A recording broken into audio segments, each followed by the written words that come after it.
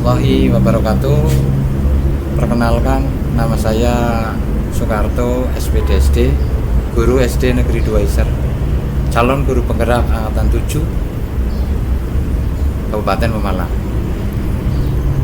Pada tugas ini khususnya demonstrasi kontekstual 3.1, saya akan mewawancarai dua kepala sekolah berkaitan dengan keputusan yang diambil berkaitan dengan dilema etika dan dilema bujukan moral.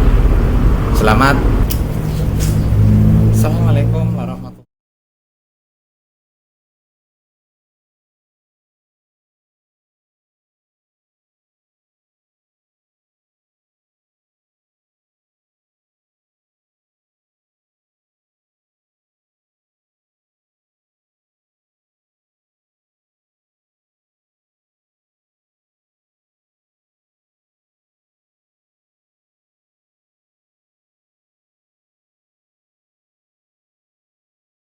Selamat siang Ibu. Mohon maaf sebelumnya mungkin mengganggu aktivitas Ibu. Pada hari ini sesuai perjanjian kami diberi waktu untuk wawancara itu.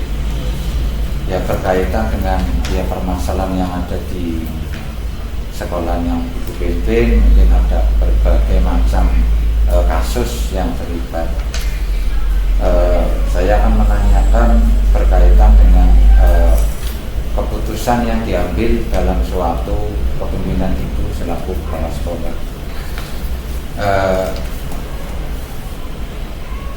Yang pertama, selama ini bagaimana Ibu dalam mengidentifikasi kasus-kasus yang ada di sekolah yang berhubungan dengan dilema etika maupun bujukan moral. Terima kasih Pak Harto. Saya akan mencoba menjawab.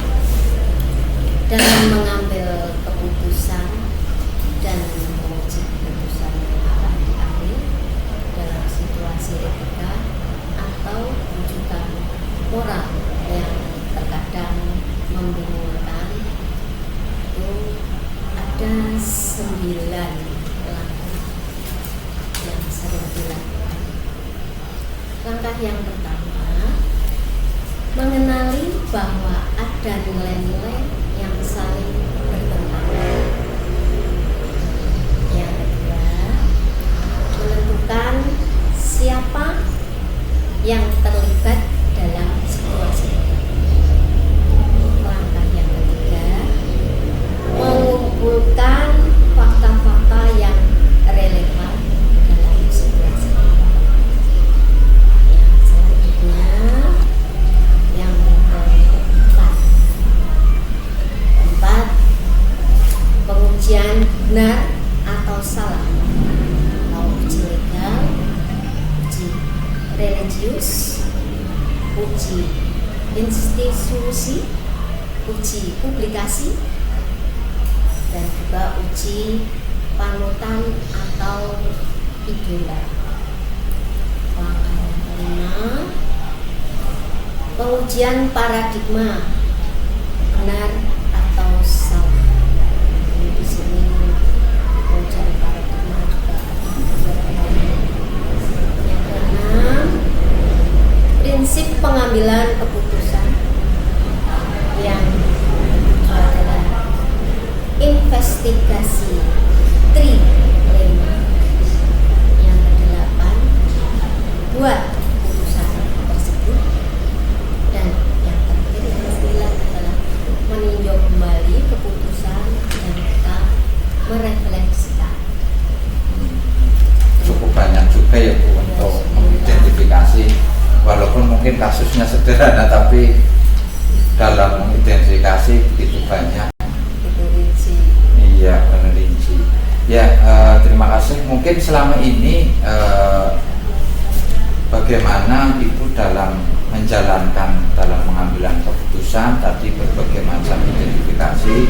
Mungkin selama ini Ibu dalam mengambil keputusan yang ada di sekolah, khususnya tentang kasus-kasus yang mana kasus ini ada dua kepentingan, makanya dilema etika karena dua kepentingan, di mana dua kepentingan ini sama-sama benar dan mempunyai nilai-nilai yang mengandung nilai kebajikan atau nilai kebenaran.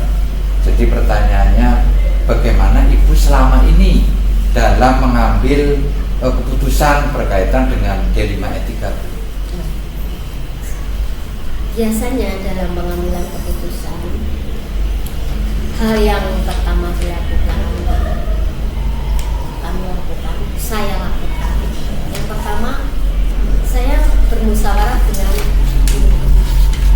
Jadi mereka saya kumpulkan atau juga ditambah dengan warga yang terlibat dalam kasus itu. Biasanya berarti musyawarah lebih didahulukan gitu. Iya. Iya. Biasanya musyawarah itu dalam apa, ditarik dalam rapat atau mungkin ketemu di suatu tempat tidak resmi, atau biasanya jalurnya resmi atau apa? Tergantung permasalahan yang ada. Kalau yang sekiranya terlalu rumit, kita ya mengumpulkan dalam suatu tempat, terus kita panggil warga sekolah serta guru yang terlibat dalam kasus itu, tentunya kan tahu. Jadi nanti keputusan yang akan diambil bisa merupakan kata sepakat yang sip. Baik Ibu. Lah dalam untuk menentukan keputusan tersebut ada prosedur atau langkah-langkah yang biasa mungkin Ibu lakukan dalam memutuskan kasus selama ini seperti apa Ibu? Langkah-langkah prosedurnya? Proses langkah atau proses tahapan yang saya lakukan yaitu yang pertama, identifikasi awal. Yang kedua, kita merumuskan tujuan. Yang ketiga, alternatif solusi. Yang keempat, menentukan kriteria pemilihan solusi. Dan yang terakhir adalah implementasi keputusan. Jadi karena banyak mungkin bukan satu kasus atau dua kasus, sehingga dibutuhkan ya kayak tadi perlu merumuskan tujuan gitu. Dalam rangka tadi hal-hal apa saja yang mungkin Ibu anggap efektif dalam pengambilan keputusan, kayak tadi musyawarah dan lain sebagainya. Menurut Ibu hal-hal apa yang selama ini dalam Ibu memutuskan mengambil keputusan dilema itu yang dianggap paling efektif, itu cara apa Ibu? Pengambilan keputusan biasa saya lakukan adalah secara demokratis, Pak, yang mana bisa dilakukan dengan dua cara. Yang pertama, melalui musyawarah, bisa lewat rapat, diskusi, dialog, dan cara pembicaraan yang lainnya. Dan cara yang kedua adalah melalui pemungutan suara. Kita mencari suara terbanyak atau dengan cara voting. Jadi cukup demokratis ya Bu. Barangkali musyawarah biasanya nggak ketemu solusi, maka mungkin ya voting ya. Terus dalam selama ini mungkin dalam Ibu memiliki sebuah jadwal mungkin terkonsep dalam menyelesaikan suatu masalah, khususnya masalah dilema etika, mungkin ada semacam penjadwalan ataupun mungkin diselesaikan langsung di tempat. Itu dalam Ibu menjalankan keputusan itu kan bisa mungkin dijadwal hari ini keputusan akan diselesaikan ini, hari ini, ataukah ada kasus langsung diselesaikan di tempat itu Bu? Mungkin seperti apa Ibu? Ya. Penyelesaian kasus dilema etika bisa saja terjadwal, bisa juga tidak. Semua tergantung bobot permasalahannya dan juga kondisi serta situasi.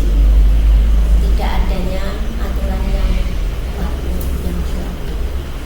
Kemudian juga bentuk penyelesaiannya bisa langsung di tempat ataupun dimusyawarahkan di suatu ruangan yang representatif atau di musyawarah atau di kelam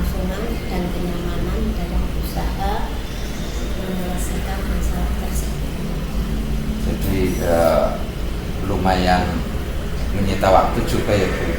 Apalagi kalau menyelesaikan masalahnya langsung di tempat, mungkin banyak masalah juga. Nah, saat menyelesaikan tadi keputusan atau dilema etika, mungkin ada faktor-faktor yang mungkin membantu Ibu dalam menyelesaikan pengambil keputusan, atau mungkin diselesaikan sendiri atau seperti apa Ibu?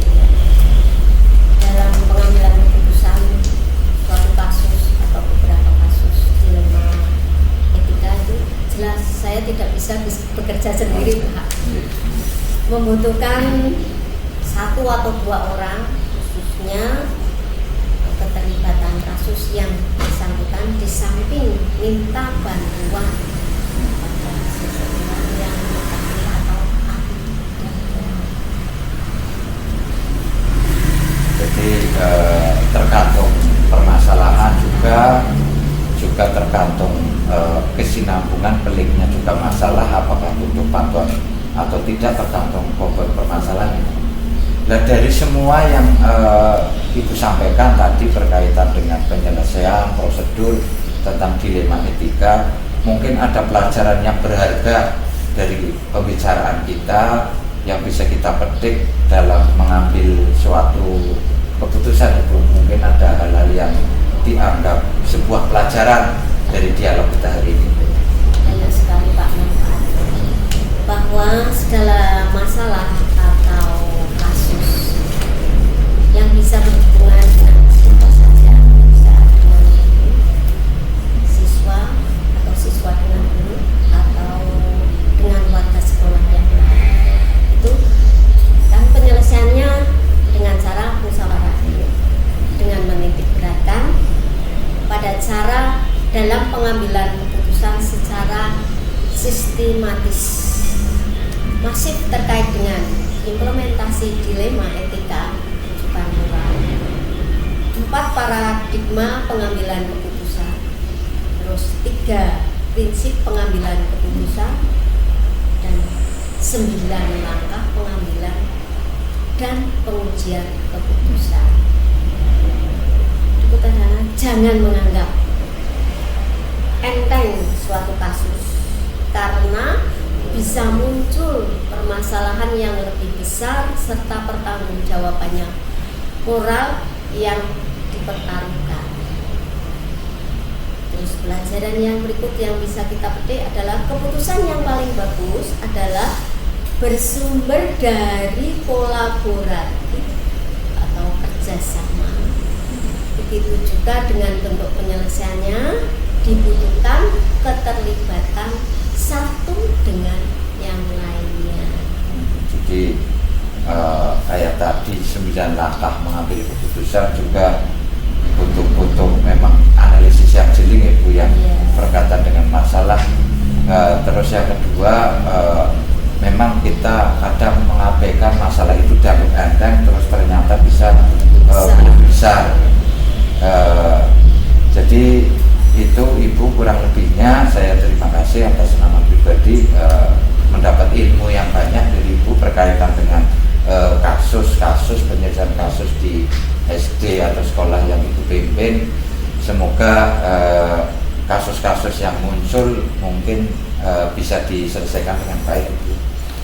Sebagai penutup, mungkin paling banyak yang sering muncul di sekolah Ibu yang pimpin, paling banyak kasus seperti apa Ibu? Kasus yang kita sering hadapi, kenakalan anak. Oh iya sama ya. Iya, itu kurang lebihnya Bu. Terima kasih atas waktunya, kami diberi waktu untuk ya saling sharing, saling berbagi rasa, karena kami saya sendiri pun ingin menggali berkaitan dengan kasus-kasus dan penyelesaian.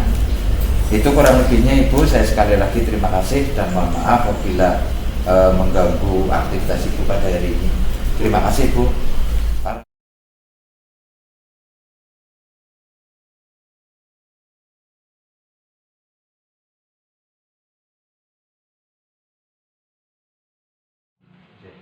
Selamat siang Bapak. Sebelumnya kabar baik Bapak? Alhamdulillah. Ya, saya mengucapkan terima kasih dikasih waktu untuk menyelesaikan tugas saya selaku calon guru penggerak, khususnya dalam rangka berbagi ilmu untuk cara menentukan keputusan berdasarkan dilema etika. Makanya saya sekali lagi terima kasih diberi waktu untuk yang mewawancari Bapak berkaitan dengan kasus-kasus atau dilema yang ada di sekolah yang Bapak pimpin. Langsung mulai mawon ya Bapak. Mungkin selama ini yang di sekolah Bapak mungkin hampir setiap hari muncul kasus ya Pak? Iya. Nah, berkaitan dengan kasus-kasus itu khususnya kasus dilema etika, dua kebaikan yang sama tapi harus diputuskan salah satu. Nah, menurut Bapak identifikasi kasus-kasus semacam itu caranya seperti apa Pak? Di pengambilan keputusan dari dua hal yang benar tapi saling bertentangan termasuk dalam dilema etika. Sedangkan pengambilan keputusan yang jelas benar dan salahnya merupakan tujuan merah. Oke. Jadi yang bisa diselesaikan keputusan itu kasus yang memang dilema etika, ya? Iya. Iya, berdasarkan tadi karena ada kasus otomatis harus ada pengambilan keputusan. Nah, menurut Bapak dengan cara apa dalam pengambilan keputusan yang tadi kasus dua yang bertentangan yang mengandung nilai-nilai kebajikan, cara mengambil keputusannya seperti apa Pak? Kalau yang biasa kami lakukan itu kami mengadakan musyawarah dengan rekan sendiri untuk mendapatkan keputusan yang tepat. Oh. Jadi mendulukan musyawarah ya Pak, iya, dalam rangka tadi permasalahan. Ya tadi melalui musyawarah tadi mungkin Bapak punya cara atau prosedur atau langkah di dalam Bapak menyelesaikan kasus tadi Pak. Yang pertama kita harus mengidentifikasi permasalahan yang ada. Terus yang kedua kita mengumpulkan informasi tentang masalah tersebut. Nah, yang ketiga baru untuk mencari solusi. Oh, jadi cukup lumayan, langkahnya lumayan berat juga ya Pak dalam menentukan itu. Nah dalam langkah-langkah tadi otomatis Bapak punya cara efektif Pak, cara efektif dalam mengambil suatu keputusan dari kasus-kasus tadi Pak. Setelah Bapak mengidentifikasi sampai mencari solusi, otomatis ada cara yang dianggap paling efektif dalam memberikan keputusannya Pak. Itu cara yang seperti apa Pak? Berdasarkan pengalaman kami yang beberapa kali kami lakukan di sekolah ini, itu dalam pengambilan keputusan biasanya dilakukan secara diskusi atau rapat bersama guru beserta staf yang lain. Dalam diskusi tersebut untuk mempertimbangkan baik buruknya keputusan yang akan kami ambil. Berarti memang karena permasalahan bersama ya mau nggak mau didiskusi bersama ya Pak untuk mengambil. Iya. Otomatis dalam mengambil suatu keputusan banyak hal-hal atau tantangan-tantangan Bapak. Mungkin tantangan kalau milih A nanti seperti tantangannya apa, milih B seperti apa. Jadi dalam hal ini mungkin Bapak selama ini dalam mengambil suatu tantangan dalam pengambilan keputusan dilema etika itu hal apa saja Pak untuk tantangan-tantangan yang ada yang muncul dalam setiap kasus? Jadi memang kadang kita sendiri harus benar-benar jeli dengan permasalahan tersebut, sehingga harus membutuhkan suatu keberanian untuk mengambil sebuah keputusan. Karena kadang ada pihak yang merasa dirugikan atas pengambilan keputusan ini. Iya. Jadi harus tutup, gas, berani, dan istilahnya punya alasan tersendiri untuk memperkuat keputusan keputusan tersebut. Berarti harus siap menanggung resiko lah ya Pak dengan keputusan. Mungkin keputusan ada yang mungkin searah pro, ada yang mungkin bertentangan. Ya intinya berarti keputusan harus mengambil suatu keberanian ya Pak dalam mengambil keputusan, walaupun resiko tetap ada. Jadi kalau mamanya ada yang tidak sependapat, Iya. itu kami siap memberikan jawaban Iya. kok alasannya begini. Iya. Ya terima kasih. Terus dalam rangka menyelesaikan suatu kasus-kasus mungkin Bapak memerlukan jadwal Pak. Mungkin kasus ini harus terjadwal. Ataukah mungkin ada kasus Bapak langsung mungkin tanpa membuat jadwal atau tanpa menyelesaikan di tempat lain, atau mungkin langsung diselesaikan di tempat itu Pak. Nah, kalau Bapak yang sering mengalami kejadian-kejadian kayak gitu, apakah diperlukan jadwal ataukah langsung diselesaikan di tempat itu Pak? Yang biasa kami lakukan karena permasalahan itu kan datanya tidak rutin, Oh iya. sehingga tidak kami jadwalkan. Jadi untuk pemecahan masalahnya, jika ada masalah tidak mendesak dan ada waktu senggang atau waktu menyelesaikan, saya diskusikan dalam forum bersama antara kami dengan guru serta staf yang lain. Jadi kesimpulannya diselesaikan secara langsung. Oh iya. Biasanya saya putuskan di tempat. Oh iya. Jadi tanpa mengundur-undur Iya. waktu ya Pak, langsung diputuskan di situ. Tapi pada kenyataannya ini mungkin di luar skenario Bapak, mungkin kasus-kasus semacam itu Bapak mengambil kayak tadi langsung di tempat. Pernah Bapak ada kasus yang tidak terselesaikan, mungkin ada Pak? Ya tentunya sih ada ya, Oh, cuman iya. kan kita mengambil skala prioritas. Oh iya. Jadi skala prioritas mana yang lebih penting, yang mendesak, yang beresiko tinggi, ini biasanya kami sikapi secara prioritas.